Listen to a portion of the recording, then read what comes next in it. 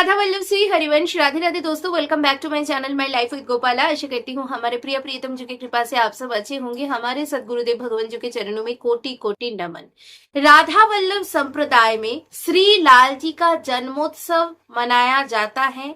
राधा जी की प्रियतम यानी कि प्राण वल्लभ की जन्मतिथि के हिसाब से, क्योंकि श्यामा महारानी ही हमारी इष्ट देवी हैं, हमारे संप्रदाय की सर्वोपरि और अधिष्ठात्री देवी हैं श्यामा महारानी। तो 16 तारीख हम नॉर्मल जैसी अष्टयाम सेवा करते हैं वैसे ही करेंगे। मंगला से लेकर शयन तक की सेवा में कोई भी व्यतिक्रम नहीं रहेगी। मंदिर का साज सज्जा मुझे पता है सबके घर में पहले से समापन हो जाएगी, क्योंकि कोई भी दिन के दिन में मंदिर का साज सज्जा करने के लिए नहीं रख देंगे। तो 16 तारीख शयन सेवा थोड़ा सा जल्दी करा सकते हो आप। शयन आरती जल्दी जल्दी करा के 7:30 से 8 के बीच शयन आरती करा के आप शाम को शयन सेवा दे दीजिए। फिर रात को 12 बजे आप शाम को उत्थापन करा सकते हो। रात को 12 बजे आप क्या क्या करोगे नोट कर लीजिए। रात को 12 बजे शाम को सुंदर तरीके से गुलाब जल लेकर एक मलमल के वस्त्र में उनके श्रीअंग पोंछकर उनको इत्र मालिश करके नया पोशाक, जो पीतांबरी हो तो बहुत अच्छा हो, आपके चॉइस में अगर आपने दूसरे किसी कलर का पोशाक खरीदा है तो भी कोई मनाही नहीं है, क्योंकि हमारे संप्रदाय में मन का भाव और मन का निष्ठा ही सर्वोपरि है।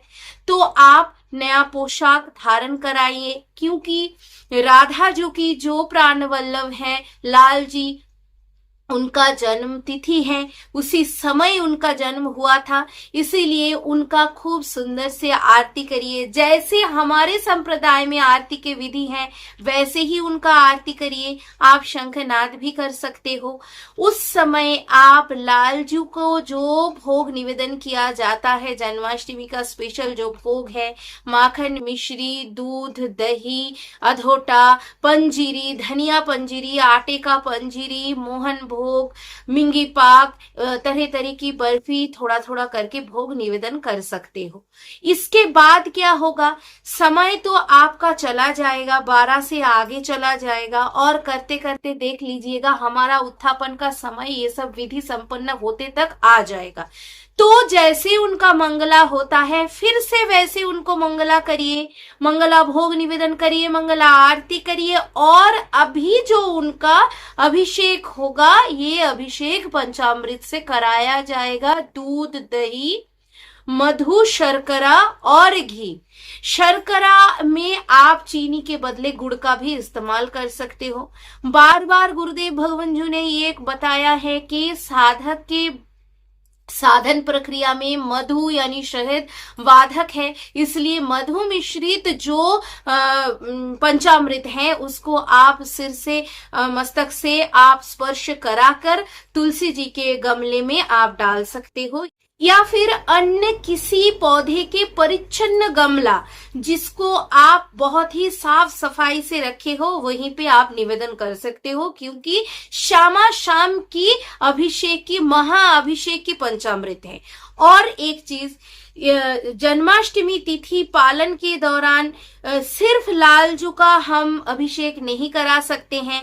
हमारा जो कुछ भी है श्यामा महारानी से ही शुरू होती है, श्यामा महारानी पर ही जाकर खत्म होती है, इसलिए हमारा कोई भी उत्सव श्यामा महारानी बिन अधूरा है। श्यामा महारानी बिना हम कोई कुछ भी नहीं है, इसलिए श्यामा महारानी का भी वैसी तरीके से आदर सत्कार और सेवा महाअभिषेक से लेकर आरती से लेकर पोशाक से लेकर श्रृंगार से लेकर सब कुछ उसी तरीके करिए जैसे कि लाल जी का करना है।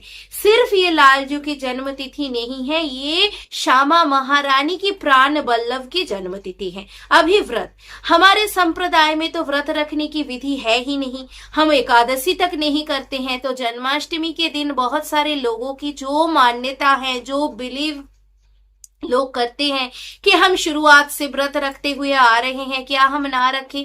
बिल्कुल आप रख सकते हो, आपकी भाव है वो, आप रख सकते हो। जो निर्जल व्रत रखते हुए आ रहे हैं वे भी व्रत रख सकते हैं। 16 तारीख पूर्ण दिन आप उपवास रह सकते हो। सिर्फ और सिर्फ श्यामा महारानी को और लालजू को भूखा मत रखिएगा। श्यामा महारानी लालजू के लिए जैसे राजभोग अन्न हो, रोटी हो, पराठा हो, जैसे आप बनाते हो वैसे ही बनाइएगा। वही प्रसादम आप धर के रख दीजिएगा। जब रात को लालजू की जन्म समय के पश्चात आरती के बाद शामा शाम की जब आप व्रत खोलोगे तब उसी प्रसादम भोजन करके आप व्रत खोल सकते हो।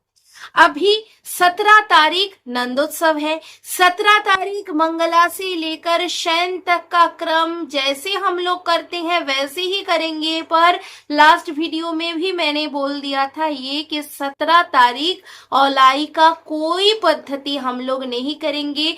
औलाई दर्शन भी नहीं होगी। लालजू का वो जो रिलैक्स्ड मूड में लालजू का एक विराजमान लालजू रहते हैं, संध्या आरती के पश्चात उनका वस्त्र हल्का कर दिया जाता है, ये सब नहीं किया जाएगा।